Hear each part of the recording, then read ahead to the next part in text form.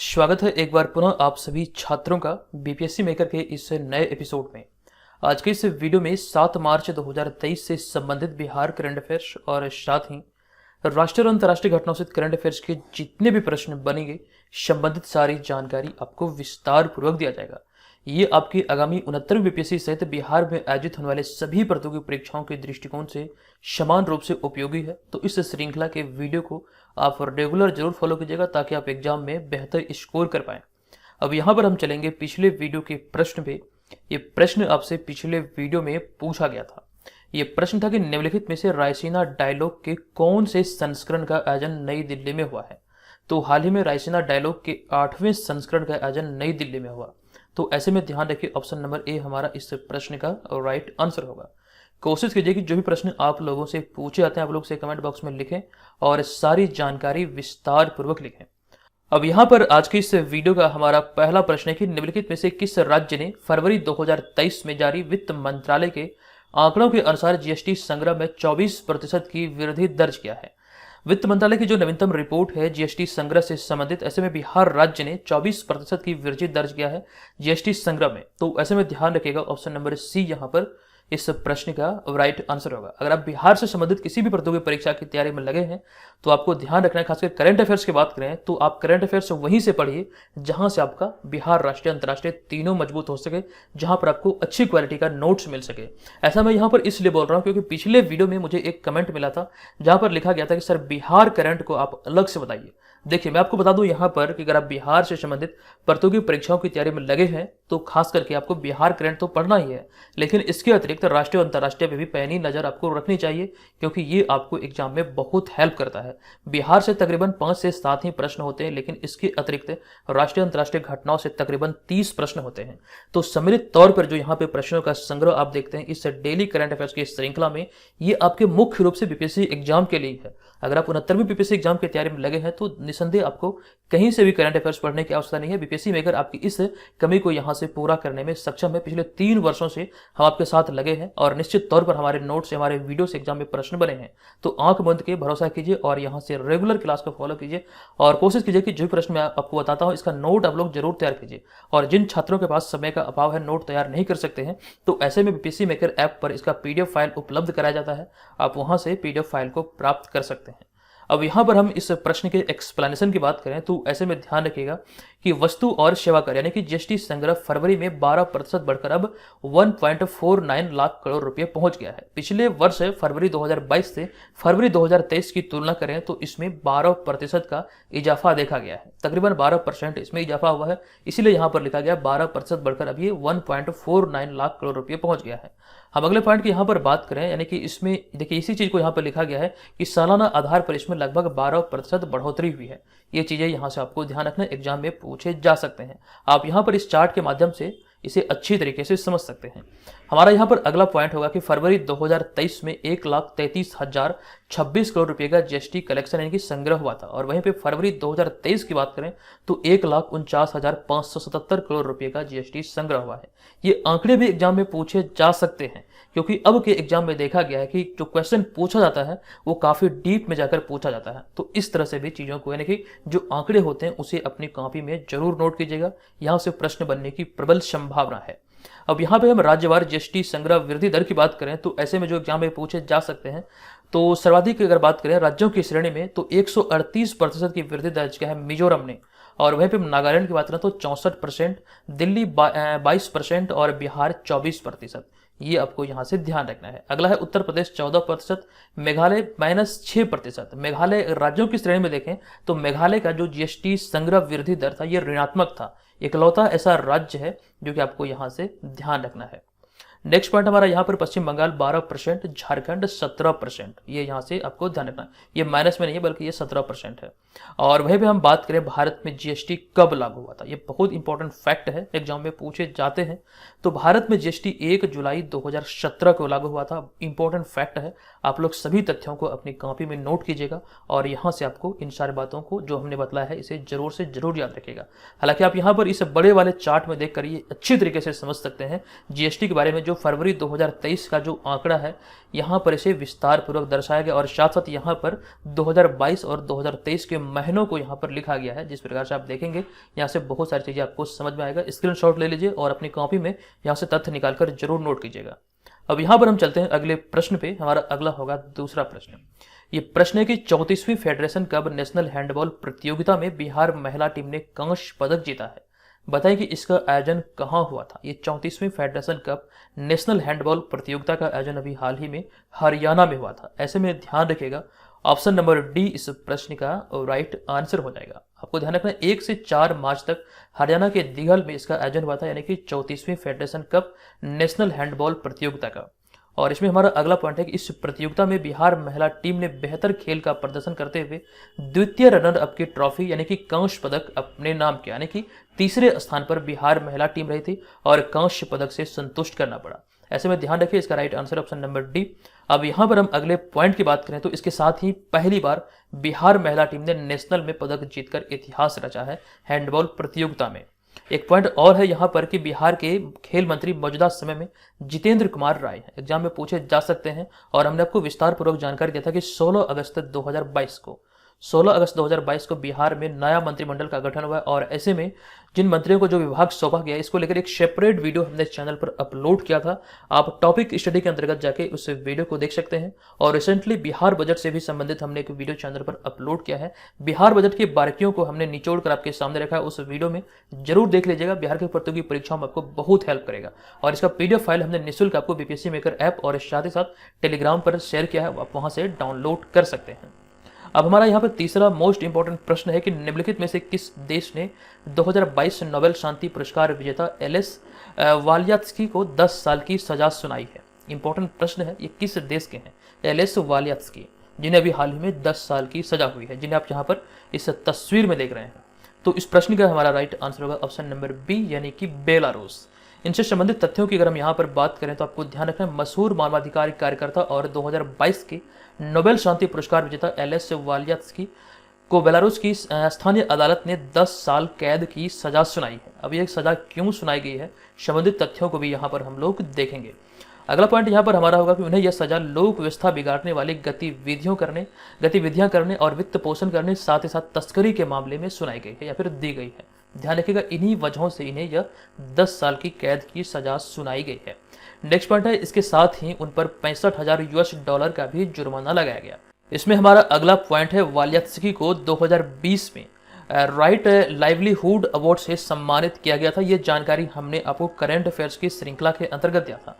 और अगर हम बात करें इस अवार्ड की या फिर इस सम्मान की तो इसे व्यापक रूप से वैकल्पिक नोबेल पुरस्कार के नाम से जाना जाता है। ये यहाँ से ध्यान रखने लायक है। अगला पॉइंट है कि वालियात्स्की को 2 बार कैद किया गया, जो कि पहले 2011 से 2014 तक और फिर 2021 में दोनों अवसरों पर कर की चोरी के मामले में इन्हें कैद किया गया था। अभी हाल ही में इन्हें 10 साल की सजा भी सुनाई गई है, साथ साथ $65,000 का जुर्माना भी लगाया गया। ये संबंधित तथ्य नोट कर लीजिएगा। क्योंकि यहाँ पर चर्चा हुई बेलारूस की, तो बेलारूस की राजधानी है मिन्स्क और यहाँ की जो करेंसी अर्थात मुद्रा है यह है बेलारूसी रूबल। तो इन सारी बातों का यहाँ से ध्यान रखना है। अगला चौथा प्रश्न है कि हाल ही में ग्लोबल सिस्टम फॉर मोबाइल यानी कि GSM एसोसिएशन द्वारा किस देश को गवर्नमेंट लीडरशिप अवार्ड 2023 से सम्मानित किया गया। तो इस प्रश्न का राइट आंसर होगा अभी हाल ही में ये गवर्नमेंट लीडरशिप अवार्ड 2023 से भारत को सम्मानित किया गया। ऐसे में ऑप्शन नंबर डी यहाँ पर इस प्रश्न का राइट आंसर हो जाएगा। संबंधित तथ्यों की बात करें तो इसमें पहला पॉइंट है GSM अर्थात ग्लोबल सिस्टम फॉर मोबाइल ने भारत को दूरसंचार सुधारों और सक्षम नीतियों पर बेहतरीन कार्य करने के लिए गवर्नमेंट लीडरशिप अवार्ड 2023 से सम्मानित किया है।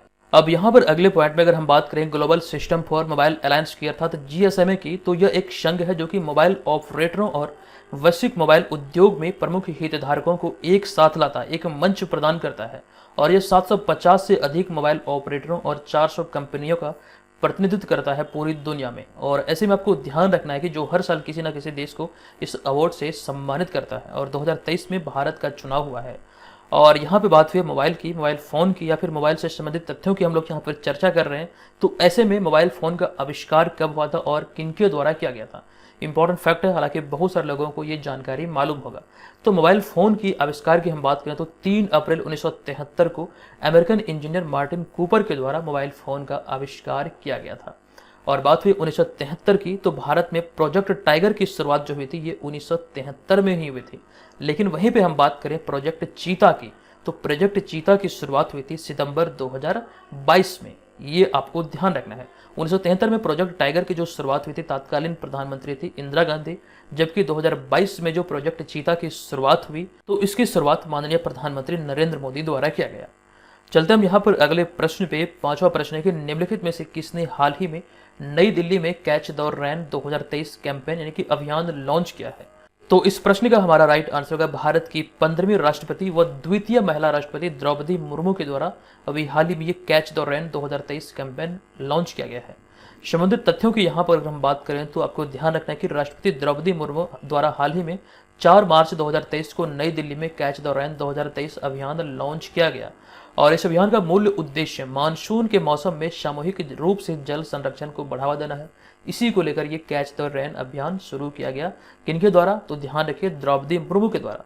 द्रौपदी मुर्मू के बारे में संबंधित सारी जानकारी एक वीडियो के माध्यम से टॉपिक स्टडी के अंतर्गत हमने दिया था। आप चैनल पर जाकर उस वीडियो को देख सकते हैं। अगर हम यहाँ पर कुछ बातें आपको बताने का प्रयास करें तो ऐसे में आपको ध्यान रखना जो मोस्ट इंपॉर्टेंट है। सबसे पहला पॉइंट यहाँ पर यह है कि द्रौपदी मुर्मू भारत की 15वीं राष्ट्रपति है। महिला के दृष्टिकोण से देखें तो ये द्वितीय महिला राष्ट्रपति है। इनसे पहले जो राष्ट्रपति बनी थी महिला की बात करें तो श्रीमती प्रतिभा देवी सिंह पाटिल। और अगर हम बात करें यहाँ पर आदिवासी समुदाय से राष्ट्रपति बनने वाली ये पहली महिला राष्ट्रपति बनी है। इस तरह से चीजों को हमने आपको विस्तार पूर्वक बताया था। अगला पॉइंट यहाँ पर इस अभियान की बात करें तो इस अवसर पर जो ये अभियान लॉन्च किया गया तो इस अवसर पर जल शक्ति से नारी शक्ति पर एक वीडियो साथ साथ एक स्मारक डाक टिकट भी लॉन्च किया गया यहाँ पर। अब यहाँ पर हम आगे बढ़ेंगे और एक एक्स्ट्रा फैक्ट हमने शामिल किया है जो कि बहुत ही इंपॉर्टेंट है, इसे नोट कर लीजिएगा। हालांकि इसकी जानकारी हमने आपको दिया था। ये पॉइंट यहाँ पर यह है कि 29 मार्च 2022 को तत्कालीन राष्ट्रपति रामनाथ कोविंद ने विज्ञान भवन नई दिल्ली में तीसरे राष्ट्रीय जल पुरस्कार वितरण समारोह में जल संरक्षण की दिशा में सर्वश्रेष्ठ प्रदर्शन के लिए सर्वश्रेष्ठ राज्य श्रेणी में उत्तर प्रदेश को पहला पुरस्कार प्रदान किया था। ये ध्यान रखिएगा, उत्तर प्रदेश को ये सम्मानित किया गया था सर्वश्रेष्ठ राज्य श्रेणी में जल संरक्षण की दिशा में सर्वश्रेष्ठ प्रदर्शन के लिए। ध्यान रखिएगा 29 मार्च 2022 को तत्कालीन राष्ट्रपति रामनाथ कोविंद द्वारा ये प्रदान किया गया था। चलते हम यहाँ पर अगले प्रश्न पे। हमारा अगला होगा 6वां प्रश्न। ये प्रश्न कि भारत के किस पड़ोसी देश ने हाल ही में सौर ऊर्जा के उपयोग को बढ़ाने के लिए ISA यानी कि इंटरनेशनल सोलर अलायंस के साथ समझौता किया है? तो इस प्रश्न का हमारा राइट आंसर होगा भारत का पड़ोसी देश से बांग्लादेश ने भी हाल ही में यह समझौता किया। संबंधित तथ्यों की बात करें तो इसमें आपको ध्यान रखना कि बांग्लादेश सरकार ने हाल ही में देश में सौर ऊर्जा के उपयोग को बढ़ाने के लिए अंतर्राष्ट्रीय सौर गठबंधन यानी कि इंटरनेशनल सोलर अलायंस के साथ एक समझौता पर हस्ताक्षर किया है और यह समझौता 2026 तक लागू होंगे। ये भी यहाँ से नोट करना है आपको। वहीं पर हम अगले पॉइंट की बात करें तो इंटरनेशनल सोलर अलायंस के महानिदेशक अजय माथुर और बांग्लादेश पावर डिवीजन के सचिव मोहम्मद हबीबुर रहमान के बीच समझौता पर हस्ताक्षर किया गया। अब अगर हम अगले पॉइंट की बात करें जहां पर हमने एक एक्स्ट्रा फैक्ट शामिल किया है कि अंतर्राष्ट्रीय सौर गठबंधन की जो 5वीं सभा थी ये 17 से 20 अक्टूबर 2022 तक नई दिल्ली में आयोजित किया गया था। इसकी जानकारी हमने आपको विस्तार पूर्वक दिया था। जहां पर अगर हम बात करें इसकी अध्यक्षता की तो इसकी अध्यक्षता श्री RK सिंह द्वारा किया गया था और इस 5वीं सभा में ऊर्जा की पहुंच, ऊर्जा सुरक्षा और ऊर्जा पारगमन के 3 महत्वपूर्ण मुद्दों पर विचार विमर्श किया गया था। ये बातें यहाँ से आपको ध्यान रखना है। अब चूंकि यहाँ पर बात हुई है ISA की तो आपको ध्यान रखना इसकी स्थापना कब हुई थी। ISA अर्थात इंटरनेशनल सोलर अलायंस यानी कि अंतर्राष्ट्रीय सौर गठबंधन की स्थापना 30 नवंबर 2015 को हुई थी और मुख्य रूप से आपको यह भी ध्यान रखना है कि इसका मुख्यालय कहाँ है। तो ISA का मुख्यालय गुरुग्राम हरियाणा में है। ये भी आप यहाँ से नोट करेंगे। अगला हमारा यहाँ पर 7वां प्रश्न होगा कि निम्नलिखित में से किस देश ने हाल ही में बिम्स्टेक ऊर्जा केंद्र के शासी बोर्ड की पहली बैठक की मेजबानी की है? तो इस प्रश्न का हमारा राइट आंसर होगा बिम्स्टेक ऊर्जा केंद्र के शासी बोर्ड की पहली बैठक की मेजबानी अभी हाल ही में भारत द्वारा किया गया। ऐसे में ऑप्शन नंबर C यहाँ पर इस प्रश्न का राइट आंसर हो जाएगा। आपको ध्यान रखना हाल ही में भारत ने 27 फरवरी 2023 को बेंगलुरु में बिम्स्टेक ऊर्जा केंद्र के गवर्निंग बोर्ड की पहली बैठक की मेजबानी की है आपको मालूम है कि पिछले कुछ दिनों से क्लास अब्सेंट था, इसलिए यहाँ पर कुछ पुराने प्रश्न जो इंपॉर्टेंट है उसे हमने यहाँ पर वीडियो में भी शामिल किया है। हालांकि जो पीडीएफ आपको मिलेगा फरवरी महीने वाला अभी तक नहीं दिया गया है, वहाँ पर सारी चीज़ें आपको विस्तार से मिलेगी। इसको लेकर आपको घबराने की कोई भी आवश्यकता नहीं है। सारे प्रश्न, सारे टॉपिक जो भी आपके छूटे हैं करंट अफेयर्स के, वो सारे आपके कवर किए जाएंगे। तो हमारे साथ बस बिल्कुल बने रहें और नोट जरूर तैयार कीजिए, और पीडीएफ के माध्यम से भी आप तैयारी बेहतर कर सकते हैं। अब यहाँ पर हम अगले फैक्ट की बात करें तो इसमें हमारा अगला फैक्ट होगा बिम्स्टेक से संबंधित। क्योंकि यहाँ पर हमने जाना कि 27 फरवरी 2023 को बेंगलुरु में बिम्स्टेक ऊर्जा केंद्र की गवर्निंग बोर्ड की पहली बैठक की मेजबानी भारत द्वारा किया गया है। अब यहाँ पर आपको जानना है कि बिम्स्टेक आखिर है क्या। तो बिम्स्टेक के बारे में चीज़ों को हमने यहाँ पर लिखा है। बिम्स्टेक का जो पूरा नाम होता है, ये बंगाल की खाड़ी बहु क्षेत्रीय तकनीकी और आर्थिक सहयोग पहल, यानी कि Bay of Bengal Initiative for Multi Sectoral Technical and Economic Cooperation, ये इसका पूरा नाम होता है। और इसकी स्थापना की बात करें तो बिम्स्टेक की स्थापना 6 जून 1997 को हुई थी और इसका मुख्यालय ढाका, बांग्लादेश में, बांग्लादेश की राजधानी ढाका, यहीं पर इसका मुख्यालय है। वर्तमान समय की बात करें तो ऐसे में इस पॉइंट को ध्यान रखिएगा, श्रीलंका के पास बिम्स्टेक का वर्तमान अध्यक्ष, यानी कि वर्तमान समय में जो बिम्स्टेक की अध्यक्षता है ये श्रीलंका के पास है। वहीं पे हम अगले पॉइंट की बात करें, यहाँ पर एक चीज़ भी ध्यान रखिएगा, अगले पॉइंट पे जाने से पहले आपको बता दूं कि ये श्रीलंका के पास जो अध्यक्षता है ये 2018 से है, ये नोट कर लीजिएगा। अब हम अगले पॉइंट की बात करें तो बिम्स्टेक के वर्तमान महासचिव भूटान के राजदूत तेनजिंग लकफेल हैं, ये नोट कीजिएगा, ये सारी बातें इंपॉर्टेंट है। अब यहाँ पर बिम्स्टेक के सदस्य देशों की बात करें तो बिम्स्टेक में कुल मिला के 7 सदस्य देश हैं, जो कि आप यहाँ पर इस तस्वीर में भी देख रहे हैं। ये 7 सदस्य देशों की बात करें तो जिनमें भारत, बांग्लादेश, भूटान, नेपाल, म्यांमार, थाईलैंड और श्रीलंका शामिल है। तो कुल मिला के देशों की जो संख्या है ये 7 है।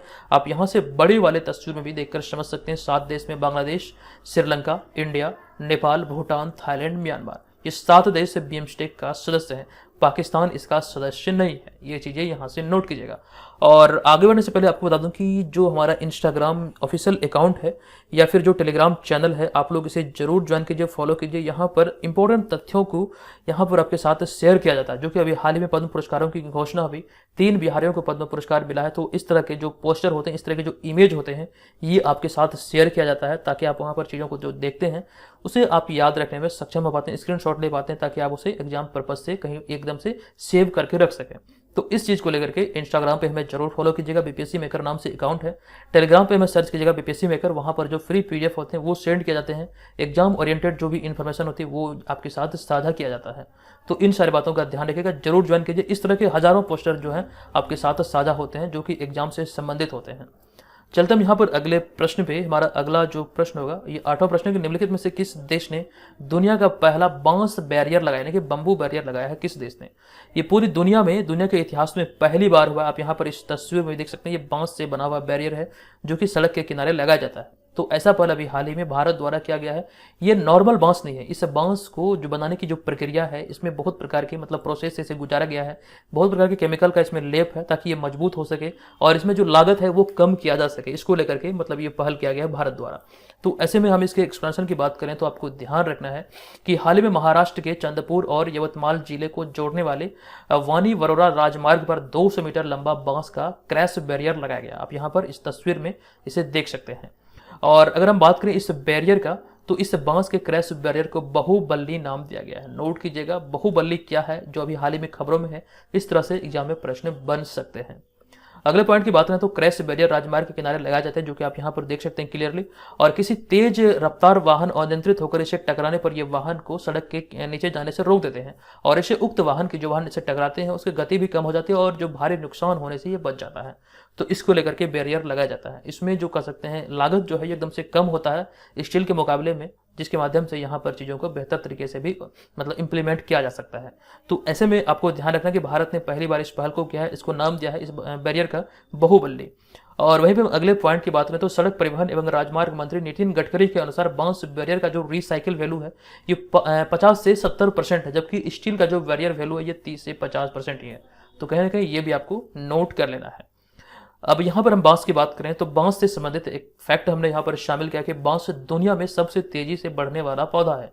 ये आपके एग्जाम में पूछा हुआ प्रश्न है कि जो अगर हम पौधे की बात करें तो पूरे विश्व में सबसे तेजी से बढ़ने वाला पौधा कौन सा है, तो बांस है। बांस को पौधे की श्रेणी में रखा गया है। तो सबसे तेजी से बढ़ने वाला पौधा है बांस। यह एक दिन में ही 1 मीटर तक बढ़ जाता है। इसकी क्षमता यह होती है 1 मीटर तक भी यह बढ़ सकता है। और पूरे भारत की बात करें तो पूरे भारत में 136 किस्म के यानी कि 136 प्रकार के बांस पाए जाते हैं। नेक्स्ट हमारा यहाँ पर नवा प्रश्न है कि निम्नलिखित में से कहाँ हाल ही में राष्ट्रीय युवा संसद महोत्सव का चौथा संस्करण आयोजित हुआ। तो इस प्रश्न का हमारा राइट आंसर होगा राष्ट्रीय युवा संसद महोत्सव का चौथा संस्करण अभी हाल ही में नई दिल्ली में आयोजित हुआ। ऐसे में ऑप्शन नंबर डी यहाँ पर इस प्रश्न का हमारा राइट आंसर होगा। आपको ध्यान रखना कि चौथा संस्करण 2 मार्च 2023 को संसद के सेंट्रल हॉल नई दिल्ली में आयोजित हुआ है। और आपको ध्यान रखना है कि इस वर्ष इसका थीम क्या था 2023 में। इंपॉर्टेंट है, एग्जाम में पूछे जा सकते हैं। तो इसका थीम था 2023 का एक बेहतर कल के लिए विचार और विश्व के लिए भारत। ये 2023 का इसका निर्धारित थीम था। अब आगे बढ़ने से पहले आपको जानकारी दे दूं कि जितने भी छात्र घर बैठे रहकर बीपीएससी एग्जाम की तैयारी में लगे हैं, खास करके बात करें हम यहाँ पर 69वीं बीपीएससी की जो एग्जाम आपका 30 सितंबर 2023 को प्रस्तावित है, इस एग्जाम की तैयारी के लिए जो नोट्स हम आपको प्रदान कर रहे हैं ये अच्छी क्वालिटी का नोट्स है, जहां से आपको इन सारे सेक्शन से नोट्स मिलने वाले हैं। इसमें आपको ऑनलाइन टेस्ट सीरीज आदि इंक्लूड है। और इस कोर्स को ज्वाइन करने से पहले आप ध्यान रखेंगे कि जब आप इस कोर्स को परचेज कर रहे होंगे तो कूपन कोड आपको BM100 का इस्तेमाल करना है, ताकि आप यहाँ पर भारी डिस्काउंट प्राप्त कर सकें। इस कोर्स की डिटेल जानकारी इस वीडियो के अंत में दी जाएगी। पूरे वीडियो के साथ आप लोग बने रहें। चलते हैं यहाँ पर अगले 10वें प्रश्न पे। ये प्रश्न है कि निम्नलिखित में से कहाँ हाल ही में एंटी करप्शन वर्किंग ग्रुप की G20 बैठक आयोजित हुई है। तो इस प्रश्न का हमारा राइट आंसर होगा एंटी करप्शन वर्किंग ग्रुप की G20 बैठक अभी हाल ही में गुरुग्राम में आयोजित हुई। ऐसे में ऑप्शन नंबर सी यहाँ पर इस प्रश्न का राइट आंसर होगा। हाल ही में गुरुग्राम में पहली 3 दिवसीय G20 anti corruption working group की बैठक आयोजित हुई है। ये आपको ध्यान रखना है, ये जो एंटी करप्शन वर्किंग ग्रुप की ये बैठक है, ये पहली बैठक है जो कि गुरुग्राम में अभी हाल ही में आयोजित हुई। ये 3 दिवसीय बैठक थी। अगले पॉइंट की बात करें तो इस बैठक का शुभारंभ केंद्रीय कार्मिक लोक शिकायत एवं पेंशन राज्य मंत्री डॉक्टर जितेंद्र सिंह द्वारा किया गया। आप यहाँ पर इस तस्वीर में भी देख सकते हैं। अगले पॉइंट की बात करें तो भारत में G20 anti corruption working group की दूसरी बैठक 25 से 27 मई तक ऋषिकेश में और तीसरी बैठक 9 से 11 अगस्त तक कोलकाता में होगी। मोस्ट इंपोर्टेंट है, नोट कर लीजिएगा। अगला 11वां प्रश्न है कि हाल ही में प्रोफेसर SR भट्ट द्वारा लिखित पुस्तक the panorama of Indian philosopher and thinkers का विमोचन किनके द्वारा किया गया। लेखक जो है इनका नाम है प्रोफेसर SR भट्ट और इस पुस्तक का नाम है the panorama of Indian philosopher and thinkers. इस पुस्तक का विमोचन हाल ही में किनके द्वारा किया गया। तो नोट कीजिएगा, इसका राइट आंसर होगा ऑप्शन नंबर बी, यानी कि माननीय राष्ट्रपति द्रौपदी मुर्मू के द्वारा अभी हाल ही में इसका विमोचन किया गया। अब यहाँ पर हम इस प्रश्न के एक्सप्लेनेशन की बात करें तो इसमें हमारा पॉइंट होगा कि हाल ही में भोपाल में 7वां अंतर्राष्ट्रीय धम्म सम्मेलन आयोजित किया गया था, जहां पर SR भट्ट द्वारा लिखित पुस्तक the panorama of Indian philosopher and thinkers का विमोचन 15वीं राष्ट्रपति द्रौपदी मुर्मू द्वारा किया गया। द्रौपदी मुर्मू के बारे में डिटेल जानकारी कुछ हमने अभी थोड़ी देर पहले ही आपको दिया था। अब यहाँ पर आपके लिए भी इंपॉर्टेंट हो जाता है कि इसका पिछला संस्करण की 6ठा संस्करण जो था ये कहाँ आयोजित हुआ था। तो इससे पहले बिहार के नालंदा जिले के राजगीर स्थित नालंदा विश्वविद्यालय में 7 से 9 नवंबर 2021 को 6ठा अंतर्राष्ट्रीय धम्म सम्मेलन आयोजित किया गया था। ये जानकारी हमने कुछ में पहले आपको दिया था। लेकिन वह इन पर पहले संस्करण की बात करें तो इसका पहला सम्मेलन जो था ये अंतर्राष्ट्रीय धम्म सम्मेलन का ये 22 से 23 सितंबर 2012 को सांची विश्वविद्यालय मध्य प्रदेश में आयोजित हुआ था। हाल ही में इसका कौन सा संस्करण आयोजित हुआ, तो आपको ध्यान रखना है कि 7वां संस्करण भोपाल में आयोजित हुआ है। नेक्स्ट यहाँ पर हमारा होगा 12वां प्रश्न। ये प्रश्न है कि किस तिथि को प्रत्येक वर्ष शून्य भेदभाव दिवस मनाया जाता है। तो प्रत्येक वर्ष 1 मार्च को शून्य भेदभाव दिवस मनाया जाता है। ध्यान रखिए, इसका राइट आंसर होगा ऑप्शन नंबर ए। संबंधित तथ्यों की बात करें तो शून्य भेदभाव दिवस यानी कि जीरो डिस्क्रिमिनेशन डे प्रत्येक वर्ष 1 मार्च को विश्व स्तर पर मनाया जाता है। और इस दिवस को मनाने का उद्देश्य महिलाओं के अधिकारों की रक्षा करना और उनके सशक्तिकरण और लैंगिक समानता को बढ़ावा देना है। इसको लेकर प्रत्येक वर्ष ये 1 मार्च को मनाया जाता है। अगला पॉइंट है कि प्रत्येक वर्ष 8 मार्च को अंतर्राष्ट्रीय महिला दिवस मनाया जाता है। और 2022 में जो अंतर्राष्ट्रीय महिला दिवस मनाया गया इसका थीम क्या था, मोस्ट इंपॉर्टेंट है। 2022 का अंतर्राष्ट्रीय महिला दिवस का थीम था gender equality for a sustainable tomorrow, यानी कि एक अस्थायी कल के लिए आज लैंगिक समानता। मोस्ट इंपॉर्टेंट है, ध्यान रखिएगा। अब यहाँ पर हम चलेंगे आज के इस वीडियो के प्रश्न पे। आज के इस वीडियो का हमारा प्रश्न है कि बिहार के वित्त मंत्री विजय कुमार चौधरी ने हाल ही में कितने रुपये का बजट पेश किया है। संबंधित सारी जानकारी हमने आपको दिया था। कमेंट करके बताइए इसका राइट आंसर क्या होगा। और जितने भी छात्र घर बैठे रहकर बीपीएससी एग्जाम की तैयारी में लगे हैं, इस नए कोर्स को जो 69वीं बीपीएससी को लेकर के स्टार्ट हुआ, इसे जरूर आप लोग ज्वाइन कीजिएगा, निसंदेह यहाँ से आपको फायदा होने वाला है। इस कोर्स में जो मटेरियल आपको मिलने वाले हैं, करंट अफेयर्स का पूरा पैकेज होगा और सिलेबस आधारित नोट्स होंगे। इसके अलावा आपका यहाँ पर ऑनलाइन टेस्ट सीरीज आदि होगा, जो आप यहाँ पर भी देख सकते हैं। ये सारे नोट्स आपको इस कोर्स में मिलने वाले हैं, जिससे आपकी तैयारी बेहतर होगी और आप एग्जाम में बेहतर स्कोर कर पाएंगे। इस कोर्स में एक ऑफर है, ऑफर का लाभ आप उठा सकते हैं कब तक, तो 10 मार्च 2023 तक। आपको ध्यान रखना है कि जब इस कोर्स को आप परचेज करेंगे तो कूपन कोड BM100 का इस्तेमाल करेंगे और इसका जो फी होगा ये 399 होगा 18 महीने की अवधि के लिए। आप लोग जल्दी से बीपीएससी मेकर ऐप को प्ले स्टोर से डाउनलोड कीजिए और यहाँ पर ऑनलाइन टेस्ट सीरीज की भी प्रक्रिया अब शुरू होने वाली है, जिसके माध्यम से आपकी तैयारी बेहतर होगी और आप एग्जाम में बेहतर स्कोर कर पाएंगे। तो दोस्तों, आज के इस वीडियो में इतना ही। मिलेंगे नेक्स्ट वीडियो में, तब तक के लिए धन्यवाद। जय हिंद।